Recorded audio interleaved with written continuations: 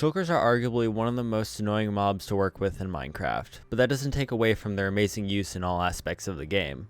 As of 1.17, Mojang has implemented a mechanic that now allows Shulkers to be farmed fully automatically without mods or plugins. Many types of Shulker farms have been released since the release of the update, but not many have focused on the extreme end of Shulker farming. It is true that for most players, small servers and even decently sized servers, a single scaffolding based Shulker farm with a supercharger is more than enough to supply the server with all they need of Shulkers. But what about zero compromise Shulker farming? I wanted to find the limit even if it cost me months of my life. But before explaining how Shulker farms work, we need to understand the basic mechanics. If you haven't already, go watch an ending credits video on it. I'll recite similar information. The most important part and the whole reason Shulker farms are possible is the duplication mechanic. There are a few conditions for the Shulker to duplicate. The first one is the Shulker needs to be hit with its shell open, either by passive peeking, which happens every 1 to 3 seconds, or by aggroing on a target. The second part is how many other Shulkers are in the area. A Shulker once hit by a bullet checks a 8 block radius sphere around itself for other Shulkers. For every Shulker that it finds, the chance of it duplicating drops by 20%. So basically, if there are 5 Shulkers in the area, not including itself, it will never be able to duplicate. And the last condition is finding a valid teleportation spot.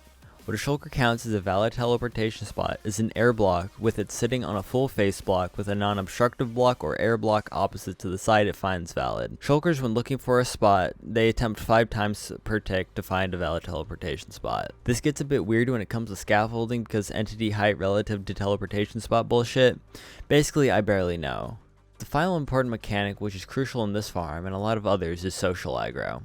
That's probably not the right name for it, but it's what I've been calling it for the past month, so that's what I'm going to go with. For a Shulker to send out a social aggro signal, a few things need to be true. First, the Shulker cannot be aggroed by an attack from another player or entity. For a signal to be sent out, the Shulker has to be hit in some way attributed to the target, so direct melee attack, arrow, snowball, or even TNT ignited by an arrow of an entity. With those conditions being met, the Shulker will send out a signal to all Shulkers in a 35 by 35 by 21 box around the Shulker. Assuming another Shulker is within that range and within 20 blocks of the target, that Shulker will aggro on the target of the attacked Shulker. This concept can be seen quite a lot in many types of Shulker farms, especially reactor style farms. This to say, it does show up in others like Dark's and Ending Credits version 2 Shulker farm. Speaking of Shulker farms, there are 3 main types of Shulker farm that are currently mainstream. The first type of Shulker farm is a scaffolding type Shulker farm. Simply put, they use the weird behavior of Shulkers interacting with scaffolding to shift Shulkers upwards to move them out of the 8 block radius. They are really good farms for any reasonable person or small server, as they are easy to build and decently fast. There are also reactor farms that use social aggro mechanic, but to be honest, I think scaffolding based Shulker farms are incomparably better in every way. There may be a niche thing, like for some reason you can't use scaffolding that makes it viable, but in every other regard, I believe scaffolding is better. And the final type of mainstream farm is the good old portal-based Shulker farm. Individually, it isn't as good as scaffolding, but there is one thing that makes it better in some cases compared to scaffolding. It is expandable. Now hold your horses, don't go keyboard warring in my comments saying that scaffolding is technically expandable because that's just dumb. Technically speaking, you can spam around scaffolding by Shulker farms and call it expandable. But that's really stupid because once you start tile them, they start fucking with each other over and over again, and that really isn't much of a farm. Portal-based farms, on the other hand, are definitely better expandability-wise, having all the necessary parts to consistently duplicate and remove the Shulker from the farm located in a cube that makes it easy for tileability in all 3 dimensions. This can be seen in Cubic Shulker farm he designed for Wavetech, and it is tileable to an extent, which I'll get back to later. I will also be referring to this farm as the point of comparison, as there isn't really a sea of content for me to compare high-speed Shulker farming to. For Shulker farming to be done effectively at high speeds, there are 4 main aspects of a 2-dimensional Shulker farm for it to be made effective and efficient. The 4 parts are speed of single cell, the lag caused by a single cell, external components to the overworld side of the farm such as restocking, and the nether side Shulker processing. As you probably know, there are 20 ticks in a second and 50 milliseconds of time for the server or client to process each tick before the game is considered falling behind, formerly known as lagging. Because most of the lag of a conventional Shulker farm is caused by snow golems and Shulker inside the cells, it is best to try to optimize the speed to lag ratio to receive the best results of a Shulker farm. But this conventional style of Shulker farm can only take you so far before you reach the limit of Shulker farms in comparison to lag output. So that's it, best limit of Shulker farming at high speeds? At first I thought it was. Cubic has basically made the optimal expandable shulker farm that uses snow golems to directly aggro the shulker. There must have been something we've been missing for months now, but what could it be? Surprisingly, it has already been found. It's just that its use case hasn't been properly understood. While I was researching shulker farms trying to figure out how to make a more efficient shulker farm, I came across a video by ending credits. In the video, it basically shows that you can strap a supercharger to a portal-based shulker farm with a fancy black box to get a pretty baller single-cell shulker farm. At first, I was trying to optimize the concept of supercharger, but that fell flat as I couldn't figure out a way to make it more efficient. So I turned my head to the black box. The main thing to know about the shulker farm is the real limitation of speed comes from transition time of snow golems aggravating on the new shulker. Many farms try to overcome this limitation by adding more golems to the cell in hopes that when the shulker duplicates, a snowball will hit the new shulker that was previously aimed at the old shulker. This concept does technically work, but isn't as reliable and comes with a huge cost of lag. But the aggro engine is something that is very interesting. You're basically able to guarantee to have a very low transition time using a snow golem that isn't directly targeting that shulker using social aggro. So I started to do a bit of testing, but for me to properly test this shulker farm, I need a new type of cell. There are many types of cells that I can use to duplicate shulkers. For this application, there are a few things that need to be fulfilled for it to be working.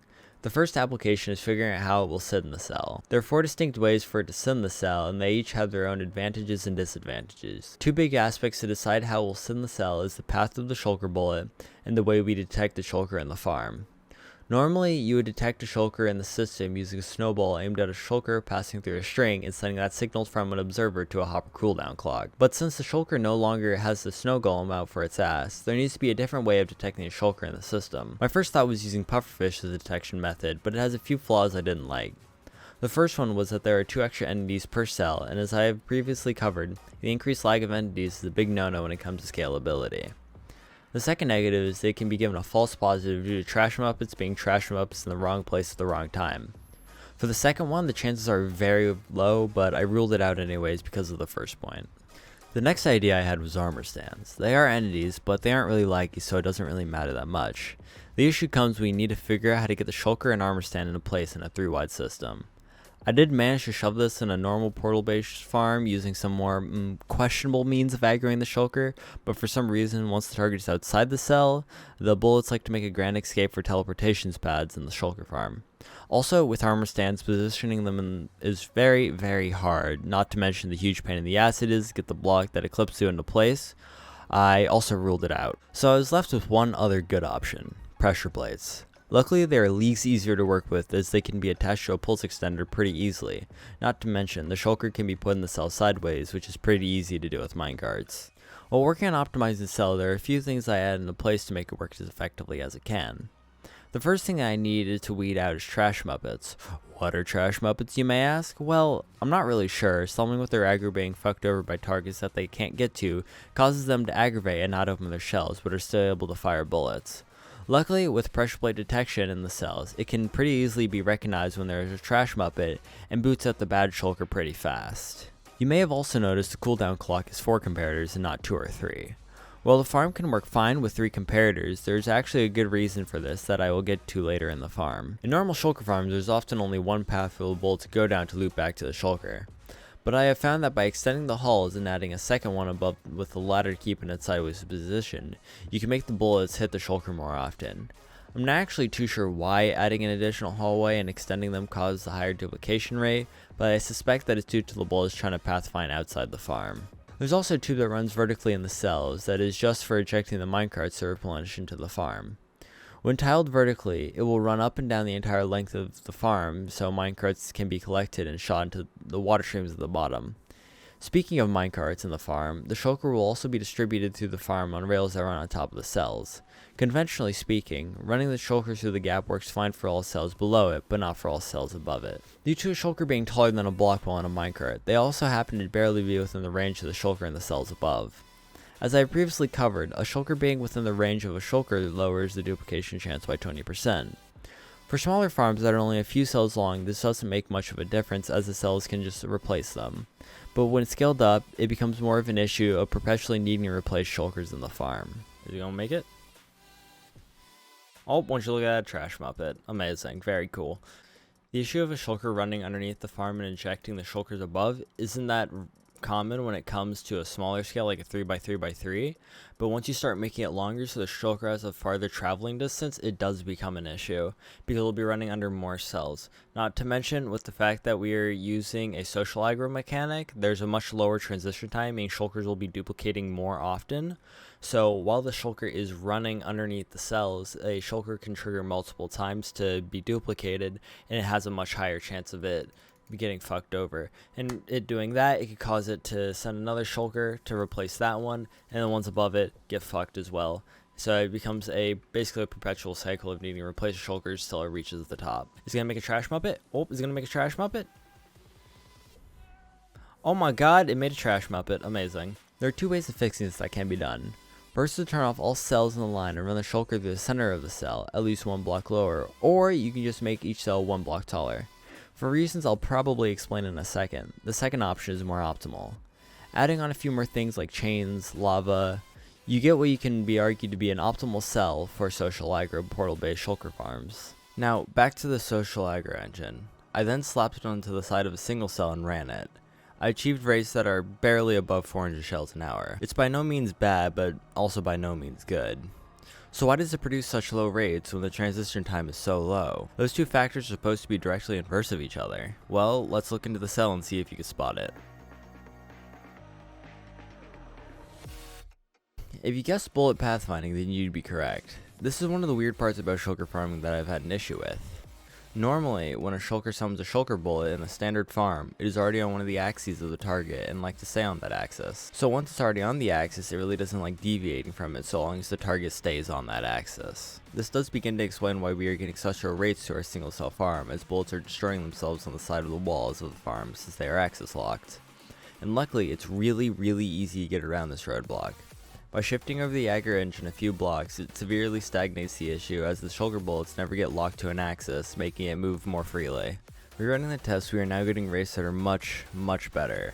With an average of 550 shells an hour, a cell that is faster than most other farms, and not to mention accounting for lag, it can arguably be considered the most efficient lag to output of a single cell tileable farm. Now, technically speaking, we can push it farther by adding more engines onto it, but the lag generated by the extra engine does not justify the slight increase of rates of a single module. Looking into tileability, we can easily slap another cell on the other side of the engine to have a single cell operate two cells. But what took me a decently long time to realize is possible to position the engine in such a way that it can properly aggravate 4 cells simultaneously, all of which are giving an average of 550 shells an hour. With how it is now, the farm can easily be tiled on both the X and Z axis with very little issue. But when it comes to the Y axis, things become a bit complicated. If you have noticed, the aggro engine pokes a bit above the farm and causes conflict between the tiled cells on the Y axis. To fix that, all that has to happen is the mirroring and offsetting of the engines to properly fit the engine in both layers. I've also decided to go with a more global clock of these engines that exist on top of the farm instead of the individual engines. I'm not actually sure if this is more or less laggy than the individual clocking, but I like it so I kept it. Now we have a 2x2x2 cell of shulker farms that spits out 4,400 shells an hour pretty easily. On to the third part of the farm that makes a shulker farm work as effectively as it can. The way the farm restocks shulkers is one of the more annoying parts of this farm. It is best to get the shulkers into the cell from the restock system as fast as it can. This minimizes the downtime of the cell. I was originally going to use minecarts ejected out of the cells to detect when a new shulker is needed, but minecarts from some parts of the farm can have a very long travel time, resulting in a long downtime of a single cell. So I hooked the outputs of the redstone wires from the cells and ran them all down to one slime block piston line to the bottom. Down there is a clock that times when the farm is able to handle a new shulker. There's also a chute for the shulkers to move down, and for every 2 horizontal rows of the farm, there is 1 shulker on standby to replace in the cells when a new one is requested. If you're curious how exactly the restock system works, I'll briefly explain it. First, the clock decides when it's time to send a shulker into the cell. The higher up the cell is, the higher priority given to the cell. So using whichever signal has a higher priority, a signal is sent down the wall line to the restock station until it encounters one that it needs to be sent to, upon which no shulker below will be moved. The shulker is then sent down the line to the appropriate cell for it to be made active again. Now, here's the thing, simply replacing shulkers like that reliably creates trash muppets in the system almost every time. The main reason this happens is from social aggro affecting the shulkers while it's in the minecart and being moved around, causing trash muppets to form as a consequence. This happens while it is both being moved to its cell, caused by the aggro engine above the shulker, and when it is being put into its cell. The way this can be worked around is by temporarily disabling all cells in the line as a shulker passes through it. Adding this to one little piece makes it go from a consistent trash muppet to a rare occurrence of bad fortune. The implementation of the circuit does not eliminate the existence of trash muppets, it just significantly decreases the chances of them occurring. The last part of the overworld is the way we provide more shulkers into the farm. Using a simple scaffolding shulker farm, we are able to make enough shulkers to build 2 lines requesting shulkers at the same time, and provide for quite a few more lines that already have shulkers fully stocked that are only requesting when a shulker cell fails. Now that we have a full system that is able to be scaled up, it is only a matter of assembling the entire thing. The final and most seizure-inducing part of the shulker farm is the nether side of the farm. This is by far the most difficult part of the farm to make it work in the whole system. My original plan was to kill them with TNT in a portal and have the items collected in the overworld side, but for some reason this doesn't work. What I have noticed from testing is when a shulker dies, it creates an item entity in the portal that has a 2-game tick period in which it cannot go through the portal. But for some reason, when a shulker from the overworld exists in the portal occupying the spot that the item sits in, the item bugs out and doesn't go through the portal, causing it to get destroyed by the next TNT. So I went with the normal thing of having them teleport to a kill chamber for them to die of TNT like in Cubic's video. But there's 2 main problems. The more you scale up the overworld side of the farm, the more TNT that needs to be fed into the chamber for it to kill more shulkers so they can't cause immense amount of lag on the nether side, and the cubic kill chamber can only handle so much TNT and shulkers per hour. This one problem required me to rethink how the nether side needed to function.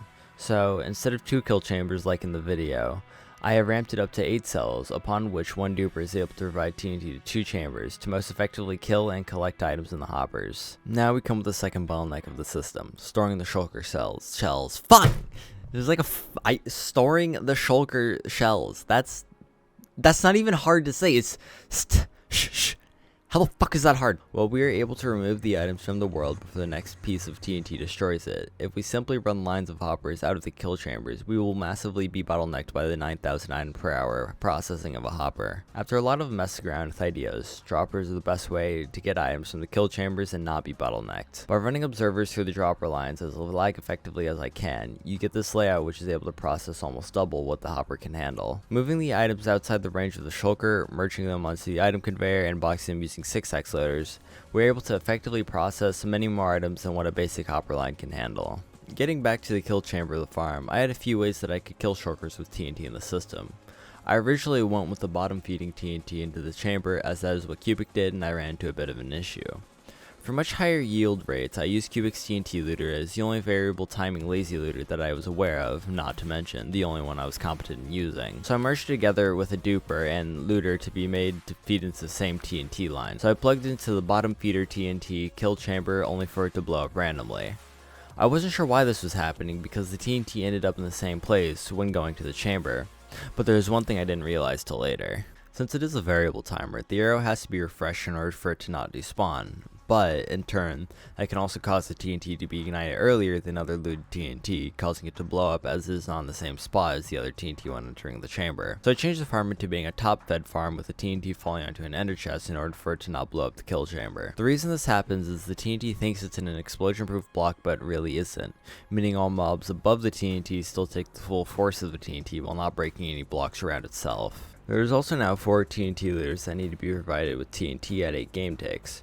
So after a bit of messing around, I found this to be the best way of dealing with TNT with all the TNT block streams. All the block streams are made so the layers at which they are provided are all synced. Now of course this wouldn't be my redstone unless I added some unnecessary complexity, so I'm here to show you that. Because of the way the farm works, we're actually pretty easily able to control what speed we can run the farm at, or in reference to that, how many cells we're able to run at the same time. So there are 7 modes that you're now able to select, and the off state is the top one. You can see the estimated amount that it will give you based on if you're using looting or just normal dupe TNT. The easiest way to start it is just putting the arrow to whichever mode you want. So for instance, let's say I want about 400,000 an hour. I'd choose this one, and then I'd hit the execute operation, and the redstone in the back, which I'll show you in a second, does everything else. Now when that happens, it does take a minute for the chunk loaders to actually start, as they are loading a lot of entities in the overworld side. So yeah, it'll pause for a sec, but once it gets up, MSPT will jump, but that's fine. So you now have this area here. You can spawn in a bot, so player 1 spawn. And you can see that I'm not placing TNT, but the farm is still able to produce TNT. And that's just because of us duping TNT to be shot into the system. Now when the bot starts placing TNT, it'll automatically switch to starting to use looting TNT instead of dupe TNT. So player, you'll see it switch over here in a sec. Yeah, it switches over seamlessly. Now I will get to why it looks slower than 8 game ticks. It's because it is, but I'll get to that in a second. And with how it is now, the player will be provided using 2x unloaders. It will be provided the TNT that is placed back down, so it will never run out. This system back here detects the TNT being placed and sends out pulses based on if TNT is there or not. It's then sent over to the 2x droppers, which is then shot over to the player and then give it to it at its feet while it's standing on soul sand. Now if you're asking what all this complex bullshit back here is, I will now explain what all this is. So you use this here to actually decide how fast you want the farm. It then sends a pulse on a red coder to be able to decide which one it wants to use. Now when I hit this note block, this oh wait, make sure I'm on a mode that doesn't suck ass. Now when I hit this note block, this piece of gray concrete powder will be pushed here and this one will be pushed back in. It'll decide this by sending a signal through here, and since there's a note block that is right here, it will be detected. It will trigger the dropper and to get detected by the observer to be placed back. So if I hit it, you'll see it being switched out. So now we are using shulker boxes with a select amount of items in them to decide what speed we are exactly going to be putting in the system. So using the signal sent by the shulker to the keygen, we are now able to decide how many portals we want to actually turn on. So just using a bunch of comparative subtractions, we are able to decide just what portals need to be turned on to load the amount that it needs to load in the overworld. And now in the overworld, we have just some janky ass instant dropper lines to be able to decide what signal is. So I'm gonna quickly player to use, and we'll quickly send a signal to here to decide what speed we need to run it at. So we just received the signal and it's a sugar strength of 4, so it's going to load, I believe, just these ones and that one. So using signal, we're just using a comparator to send signals throughout the entire farm to decide what exactly we're going to be loading. Now if you're asking why my game's lagging, I'm not even running at full speed, it's because I'm loading the overworld, and the overworld is like insanely laggy just being here. But so when you start your cell, it'll actually take a bit for it to actually send a signal to turn on, it needing to send a signal to the lines, just because it takes a bit for these guys to actually warm up to be able to detect the endermite and to drop down the snowballs to the shulkers. So using this down here, we're able to decide just how much TNT we actually need to send into the system, so we don't use an insane amount of TNT when we do not need to. So if we send in a full strength signal, we get to run at the full speed, which is the 8 game ticks, which you can see it all processing there. And it does have a bit of cooldown, so it doesn't turn off immediately, so the farm is able to actually turn off on the overworld side before it turns off. So it does take a bit. It's just using a Ilmango long pulse extender. This isn't necessary, it's just something I like to have. So now if you want to run it slower than that, since we are using a burnout clock over here, so we're going to run it at the fastest speed, which should be this one here. So the side realize, yeah, hey, we're not going to use this one, so we're just going to use this one here, which this one I believe is currently running at, I think, 6 game ticks. Sorry, not 6, 12 game ticks. So I'll send TNT a bit slower into the system. So now we're going to use the slow speed that the system is actually going to run, which is going to be this one here, which is signal strength 2. Take the output through here, and you can see how long it takes. All it is just inverting the signal and then sending it to here, so it's able to run at a much slower speed. So yeah, you can look into the system, TNT is going to run much slower, and if you look into here, you can see it'll pulse twice. Yeah, it just pulses twice in there. And since it's detecting the lines of TNT, it would always give the correct amount of TNT back to the player. Now this is a completely absurd version of this farm that should never be built, as you know, you like MSBT and you don't want your farm to run at like insanely high MSBT. Now I do have a really good PC, so it is kind of like a cop out to say, hey, you can run this farm, because you really, for most people, you can't. But, you know, since I have fast PC, I want to see a limit, and this is it. It's like 630k an hour. Anyways, this farm's causing me pain, so now that you know how this farm works, or at least as much as it can be fucked to tell you, what about if you don't need 630,000 shells an hour? And to that, I'd say get fucking good. But honestly, this farm is for basically absolutely no one ever, except for like some hardcore YouTuber who wants some really good clickbait. But what about a smaller size farm that is much more reasonable to build? Well, I have composed a world and folder of all the necessary components to build a shulker farm to whatever size you need. I will give a brief warning that I am not good at tutorials, so if anything I say doesn't make sense, then, well, shit. If you're gonna build this farm, watch the entire tutorial. There may not be that many pieces, but the farm will make you want to die if you don't build it correctly. For setting up your own version, there are a few different mods that you will need: Carpet, Limatica, and World Edit. It is also highly recommended to use Lithium, Tweakeroo, and Mini Hut if you don't already. The links to those mods will be in the description under the world downloads. Before you start slapping components together, we will need to know how fast we want the shulker farm to be. For now, we will go with 100k shells an hour. This is overkill for most people, so I will have made a few different designs for different speeds for people who don't want to design their own. Also, for this next part, if you're bad with numbers, then good luck. So we want 100,000 shells an hour. The first thing we need to know is the dimensions that the farm will fit in. The farm has two modes it can function in: non-looting and looting, which makes 550 and 763 shells an hour respectively. So for the 100k an hour farm, we are going to be using looting. So we have to divide 100k by the speed of the cell. So 100k divided by 763 is 131.06. So we will need 131 cells at the minimum to reach 100k an hour with looting, or just about 72,000 without looting. Taking 131, we need to find a way to make a nice number for the dimensions of the system by finding the best length, width, and height. With the cells of the farm coming in batches of 4, we will divide 131 by 4, which gives us 32.75. So after rounding, we will need 33 cells of 2 by 2 by 1 cells to get those rates. But 33 is not a nice number to deal with because we would have an uneven cell height. So we will round up to the next multiple of 4, which is 36, giving us 36 cells of 2 by 2 by 1 cells. So we will have a box of cells that is 4 cells long by 4 cells wide and 9 cells high, to have 144 cells, giving us 109,000 shells an hour with TNT looting. Of course, I could do a 4 by 4 by 8, which gets us close to the 100k at 98k, but I would rather round up because that's way more satisfying. Since we now know what the dimensions of the farm will be, we can now start assembling the farm.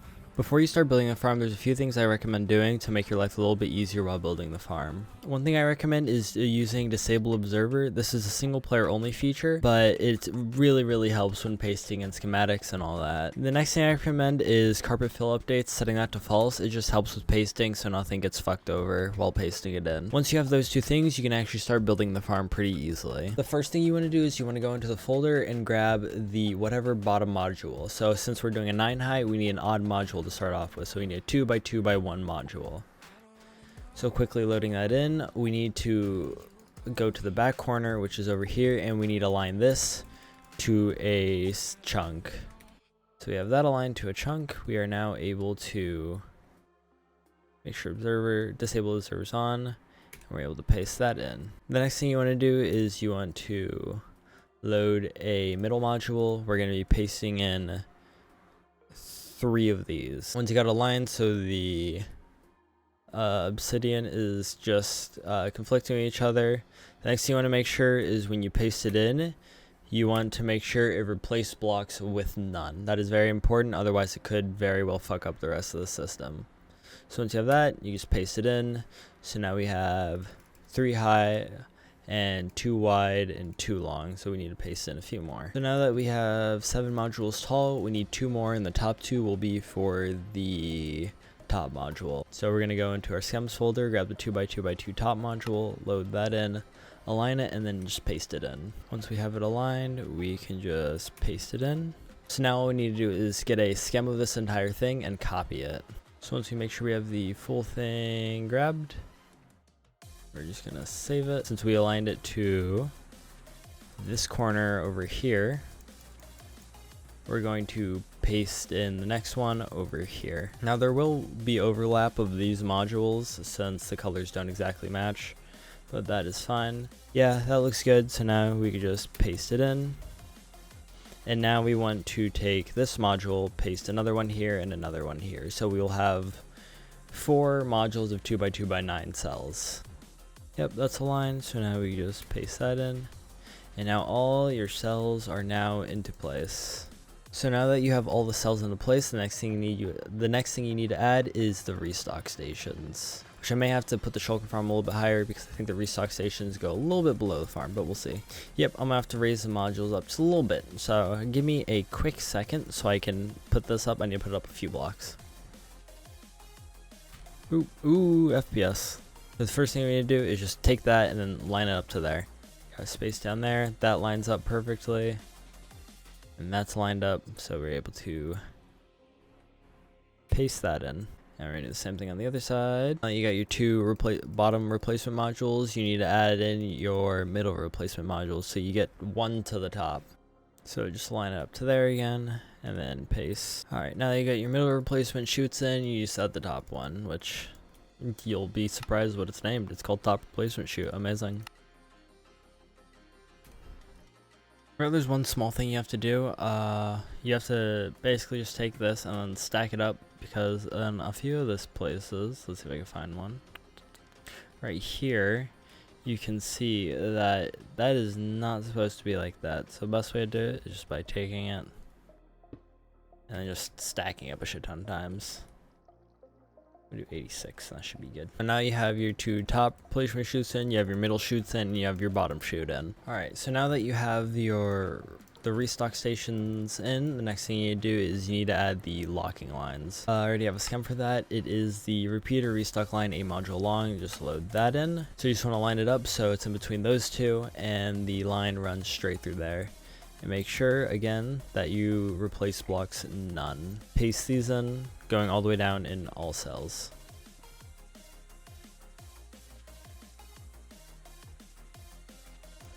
So now that all of your lines are in, you can just go through and just world edit out all of the extra components. So now that you have that done, the next thing you need to do is you need to deal with the entities that come out of the backside. So when the farm turns off sometimes, and a shulker in a minecart will get shot out the back and it'll just fall down here. I want to get rid of that.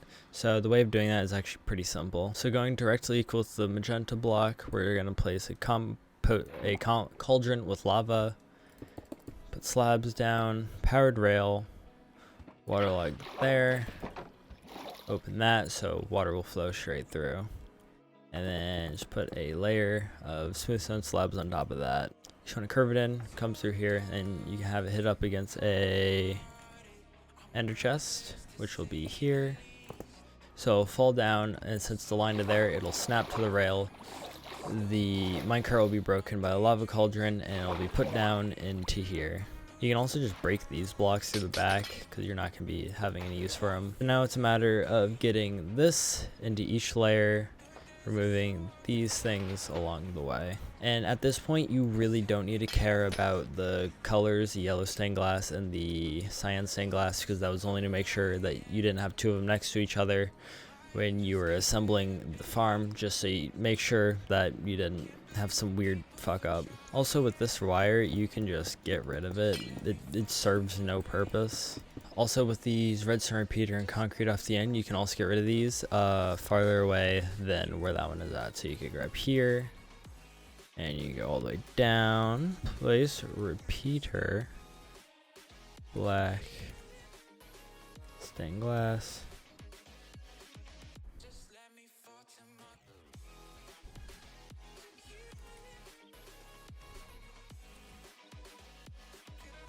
and now that should all be good. Now you're not completely done with this yet. When the minecart breaks, the shulker can still teleport to the sidewalls here. So we quickly need to just put a little system to make sure that does not happen.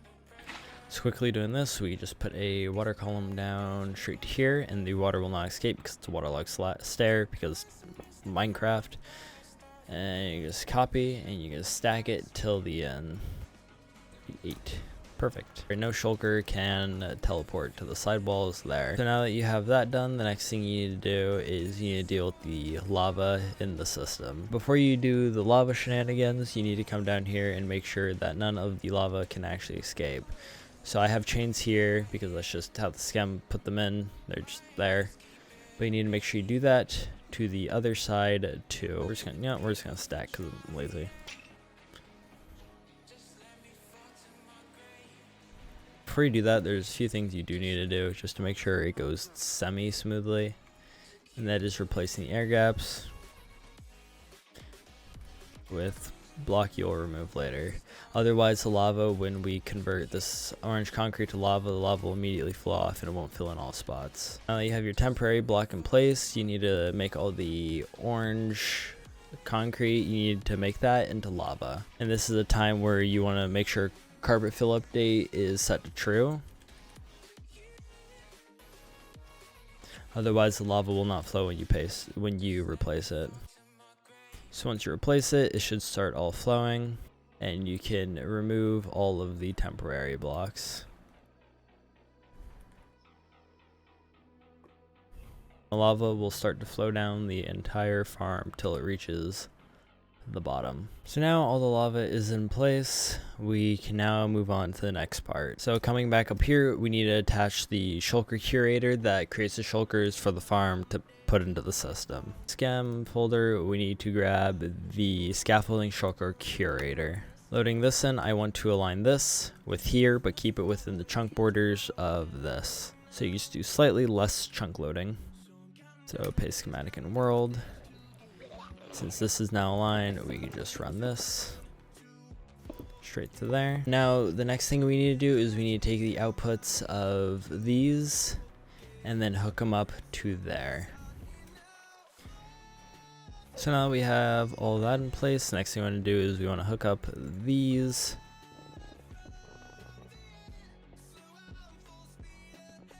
There we go. The next thing we need to do, since we have basically everything on the overworld side other than some of the wiring, next thing we need to do is we need to do the another side. So we're going to use another carpet command for this. We're going to use script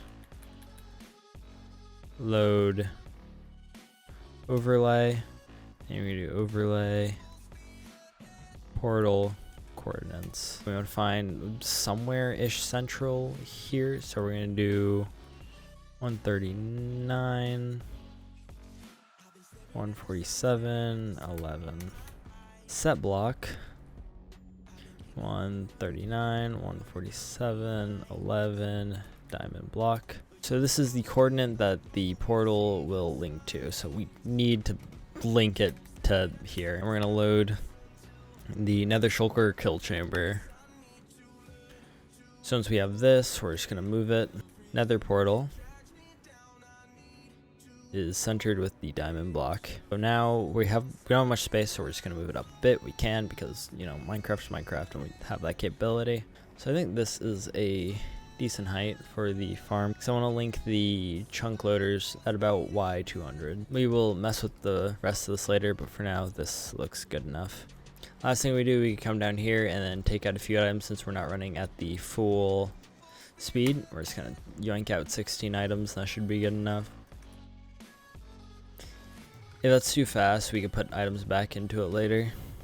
So running the overlay portal coordinates with the chunk loading, we need to load certain chunks. We're just gonna use moss blocks to mark which chunks. So we have this chunk and can load a 3x3, so we need to load this chunk, and we can go skip this chunk, skip this chunk.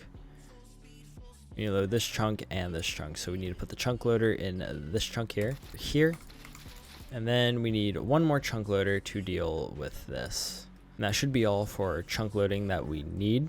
Now, it doesn't really matter which chunk loader you're going to use. I'm just going to use one that I commonly use because it's simple to make.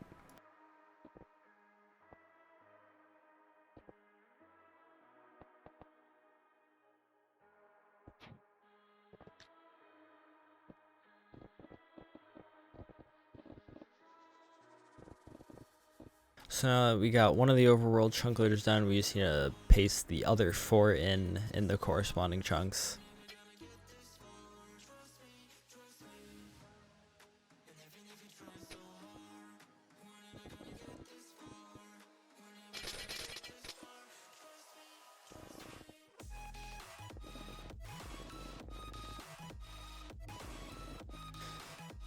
So now that we have all 5 chunk loaders in, we need to grab the corresponding coordinates and we need to write those down to find the block that it will correspond to. So these are the 5 coordinates that we need to find, and we're going to go to the nether and quickly grab those. So now we know where the coordinates to each portal will link to. We're going to quickly set up the portals. So now that we have all those done, we're just going to quickly check to see if it works.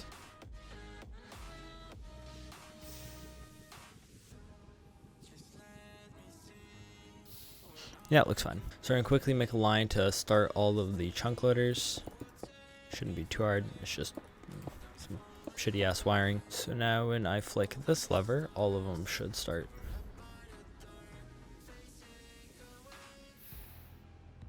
Perfect. So now that we have the chunk loaders in place, we need to add a system to actually start the farm entirely. So we're going to do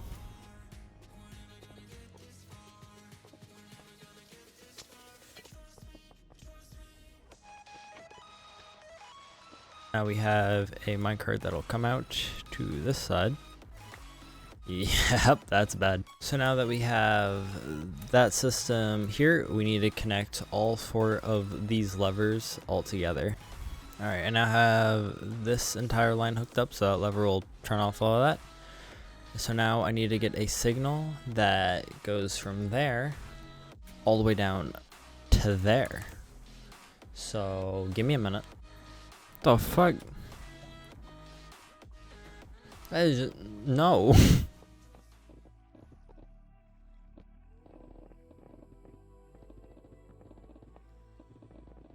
So now we have that line, the dispenser, all that going all the way down.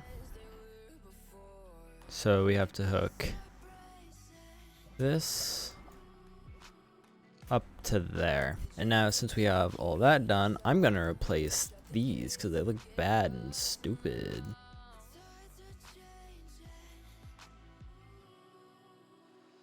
So now all that weird color shit is gone. Now theoretically, if I just hook up the overworld side, the levers, it should work just out of the bag.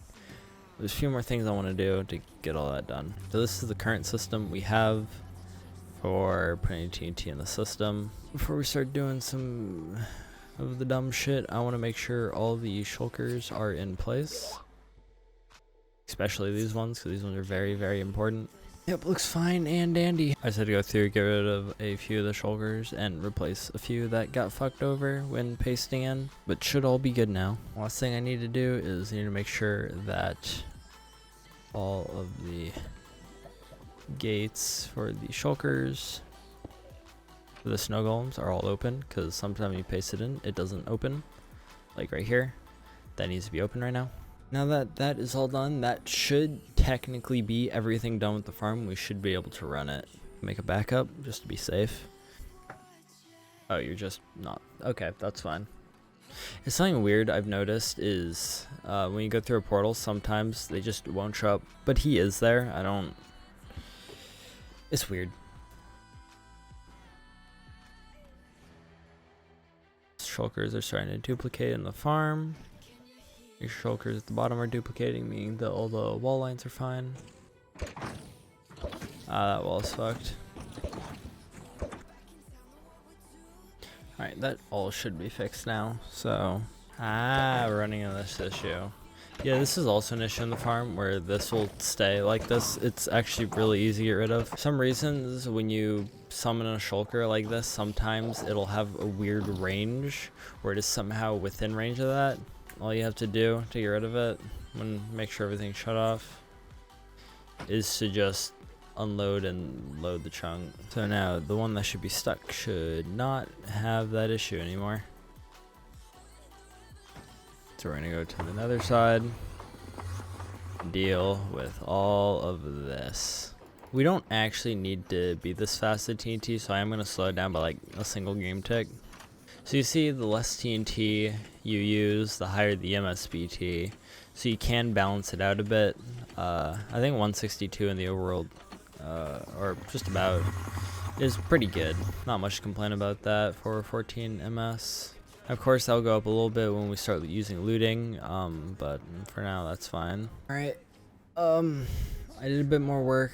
I added the system back here for on and off switch, so everything is controlled by this one lever. And I also added some box loaders. I do not remember who designed these. Hold on, I can find out. Alright, yeah, these box loaders were designed by Kartoffel. They are just precision, single hopper speed. You just line up 13 of them, bit over 109,000 items an hour. So to start the farm, very simple. Flick the lever, and you're done. You wait a minute, and then Shulkers will start coming through that portal. So that's player TNT, that is arrow lit, but there's nothing assigned to that arrow, so I have to do that in a sec. Now you can see it's running at like 15 MSPT. This is kind of unfair for the system because I am recording at a decently high bitrate. So, and I'm also large player render distance, not to mention not very great overall usage of CPU. Now for this farm specifically, you can make as really whatever size you want, from like, I don't know, a bit over 2,000 shells to, well, 630,000 before you run into a PC limitation. So I've also included a few more different versions of this farm, some smaller, just so you know you can actually build this if you want to build it. So yeah, have fun with that. Alright, here's the last variant I'm making. It's a 16 cell version that uses only one chunk loader. It all fits within a 3x3 grid, aligned to a sub chunk in the back corner. I had to put the curator on top just so I'm able to fit everything in. Still using the same chunk loader, but this time I am using a kill area in the overworld that doesn't use any TNT. It's just teleport scaffolding. Using my cards, you can just put them into here, and they just loaded into a 2x box loader. I don't think this is necessary since farm functions below hopper speed, but might as well have it. I am the only person who worked on this farm, so there's a chance I have overlooked something. So if you find an issue, just put it in the comment and I'll address it as quickly as I can. In 1.19.3 plus, portals have become more laggy because of entity portal collision checking, so I wouldn't run the 630k farm at full speed past 19.2, which is the version it was designed in. If you have any questions, join the Cozy Discord server. It will be easiest for me to answer questions there. This video has been the biggest project I've ever worked on. It'd be nice if you could subscribe. My mom's gonna disown me soon if I don't get 4 likes, so please help, bye!